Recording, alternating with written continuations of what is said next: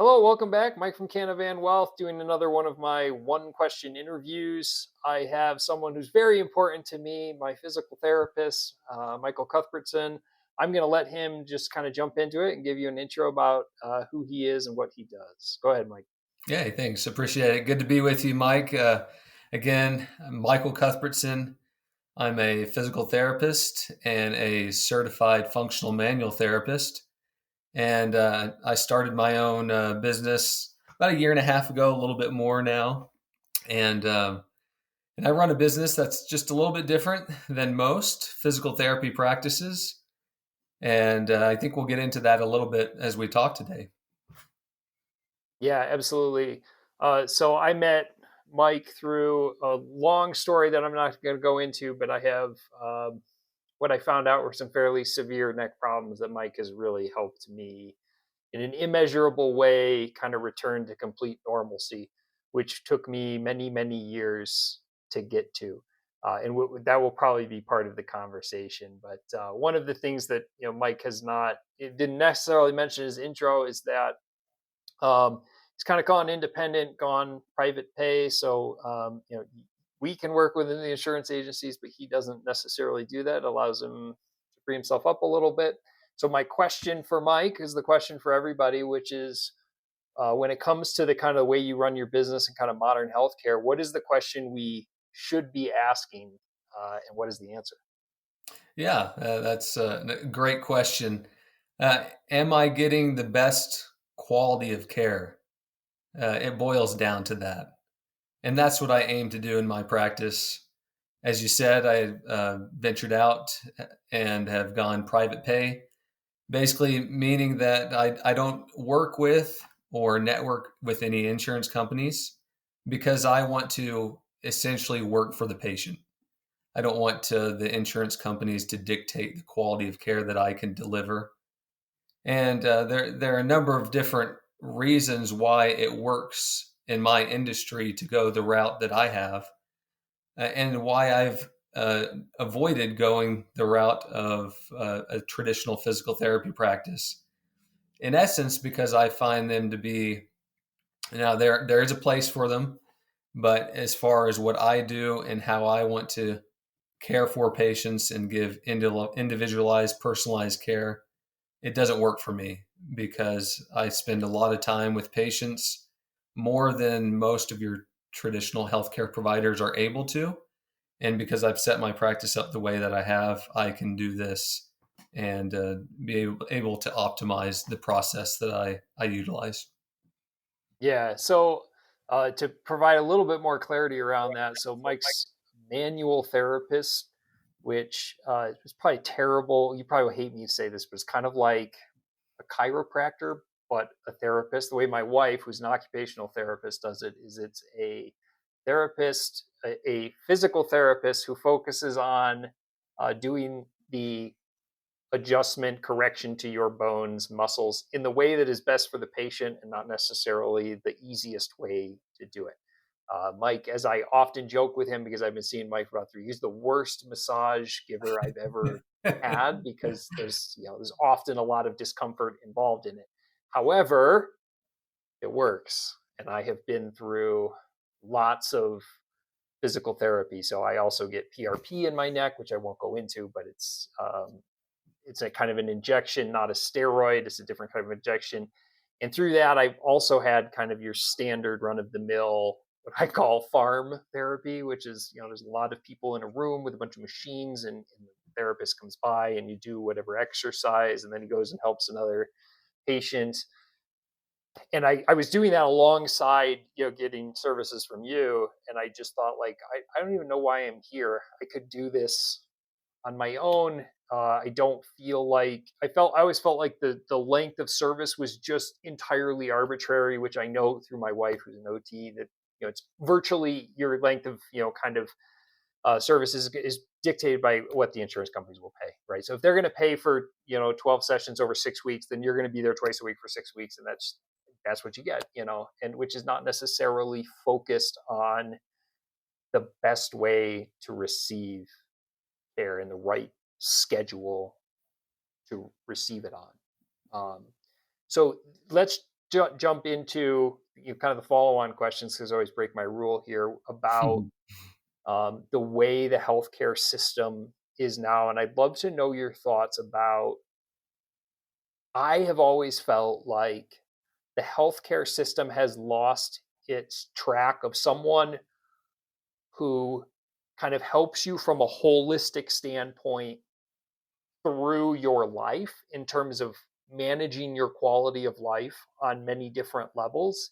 It seems to have become much more reactive. I remember as a kid we had like a general practitioner who was like the family doc, and we don't have that. I guess we do. We have some derm care here that's kind of done the kids' health, but I feel like you nowadays you really have to take command of your own healthcare situation. What are your thoughts? Yeah, I 100% agree. No one's going to advocate for you as much as you can, or perhaps a family member will advocate for you.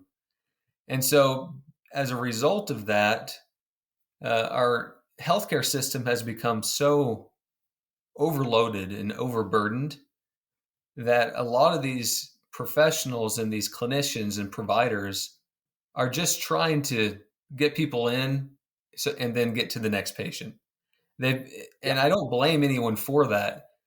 Basically, their hand has been forced to do that. And so, as a result of that, we get a system that basically won't let a provider spend that much time with you. It's dictated by reimbursement. How much time can I afford to spend with you yet to remain profitable? And as a result of that, they have to create, like you said, these mills just hurting people through, and it's not the best, most optimal way to provide care for someone. Within my yeah, profession, you see that a whole lot. It's ultimately how many people can we get through the door, as you described, so that we can be profitable, and right. it really doesn't lend itself to be able to give you the best care possible.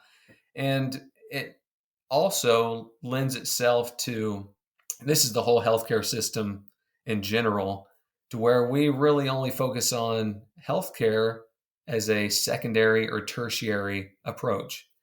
It doesn't really help with prevention, at least the traditional model. And so we can't catch things before they get bad or before they get worse. And so as Yeah, absolutely. yeah, and I so not think, only, oh, go ahead. go ahead, finish up. Not only does it not allow us to get people or keep people in the most optimal state possible, but really ultimately, this approach ends up, in my opinion, creating a financial burden greater than it has to be, because we're taking care of sick people, or we're trying Right. to, which costs a lot more. Yeah, I think, my experience when Katie sent me, when I started having issues with my neck, it was 4 or 5 years ago now, I went to see a local Dr. Black here who, fantastic as well. And she, it helped that I knew her. Our kids kind of went to school together, and she knew my wife. And so, I was fairly chummy with her already, but she was very blunt with me. She was like, look, this is how it can go. If you kind of go the traditional system, we can do kind of steroid injections, but you're going to have to keep getting them because they're going to wear off and they're not going to work right. And you can do kind of gym therapy. She's like, I really don't see it. It's not going to get better though. It's only going to maintain, slightly get worse. And at that time, I started looking at PRP, but at the same time, I got connected with you because Katie told me you really need to go see a manual therapist. And this was back when you worked kind of for kind of a normal insurance company. And that I think that office did really great work. But one of my frustrations is you were booked out so incredibly far because of the demand for what I felt like was the only like real therapy, that when you ended up going independent, for me, I'm fortunate that I was, able to kind of private pay and not worry about it. But it allowed me access to, I think, very high quality service And I think the slightly added cost, because it's really not that much more when you run through insurance versus dealing with it privately. Now there's a whole, discussion about whether this is the way our industry, the industry should be going towards private pay, or that, and who is it accessible to, and kind of class warfare and everything. And we'll just push that away with a 10-foot stick for now, because as just normal individual people working in the industry or receiving services in the industry, we have very little control over that, right?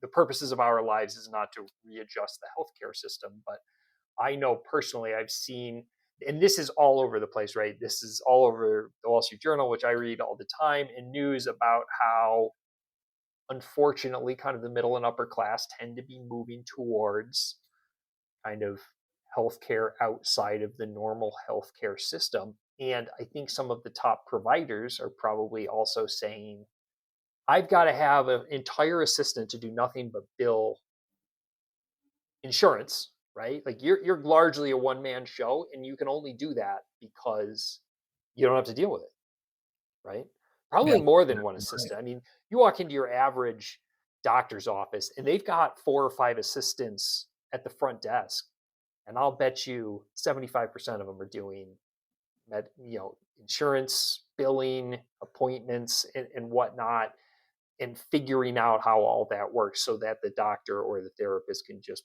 provide services. I would assume you'd agree with that. Yeah, I do agree with that. And if you look at a graph of where our healthcare costs are coming from these days compared to what they used to be, the administrative cost is what has skyrocketed.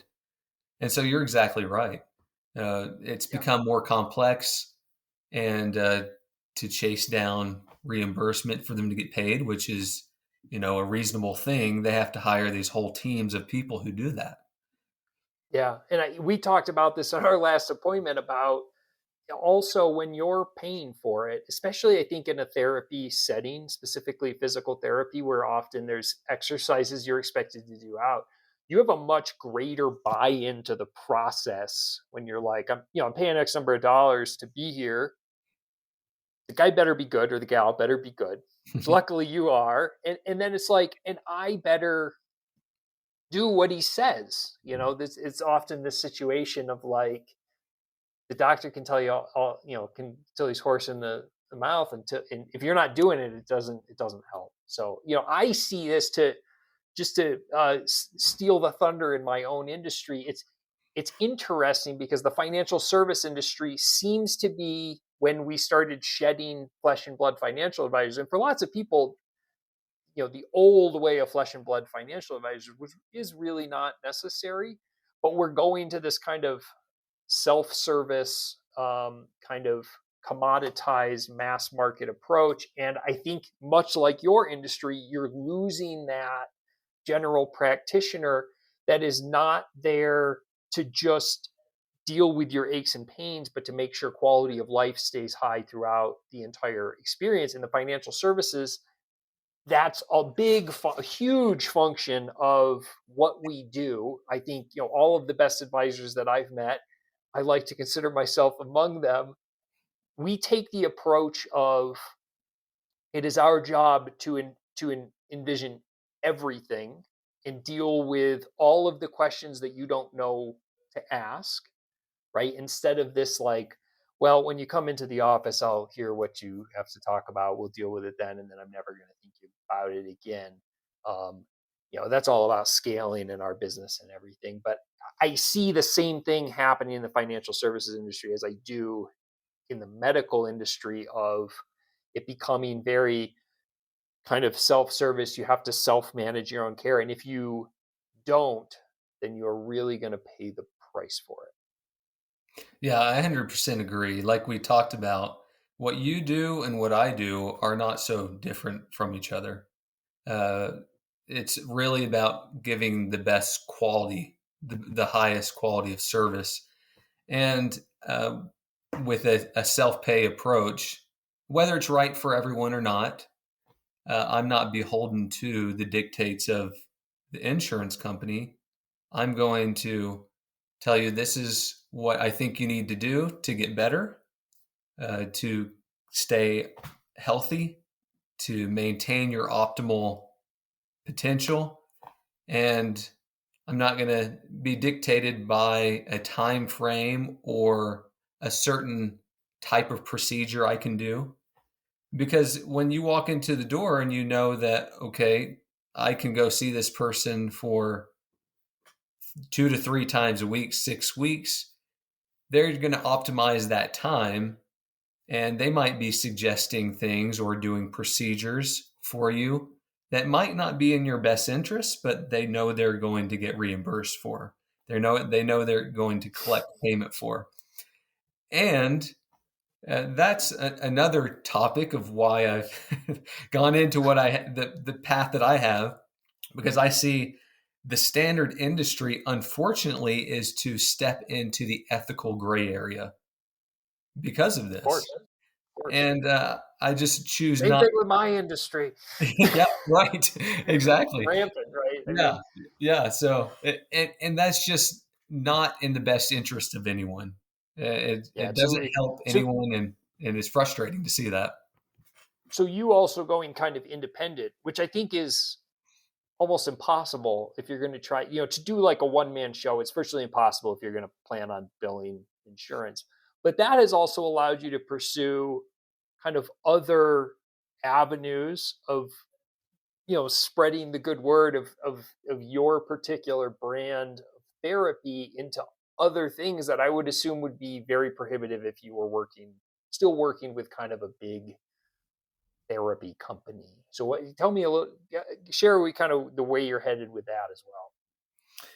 As far as my practice model and things that I'm trying to do um, to Yeah, with your YouTube optimize. videos and kind of the channel that you're working there so that you can spread your impact from one Oh person yeah, practicing of to course, yeah. reaching as many people as possible. Yeah, I'm a big believer that if I can reach as many people as possible, I can help more people. But because of the nature of my practice, which I won't compromise, I've just set it up the way that I have so that I can give people, again, that one on one personalized attention for a long period of time during each appointment, which limits me in my ability to help more people. And so, what I've decided to do, and the way that I've tried to address that barrier, that issue, if you will, is to, again, I've created a YouTube channel, have some social media connections with it to give demonstrations of exercises, health advice, things like that, for, again, for educational purposes only. And people can use it as at their own discretion. Again, I always advise And that all my people, videos. yeah, always We advise. live in regulated worlds. Yeah, that's right. People seek the advice of a trained, licensed healthcare provider when accessing those.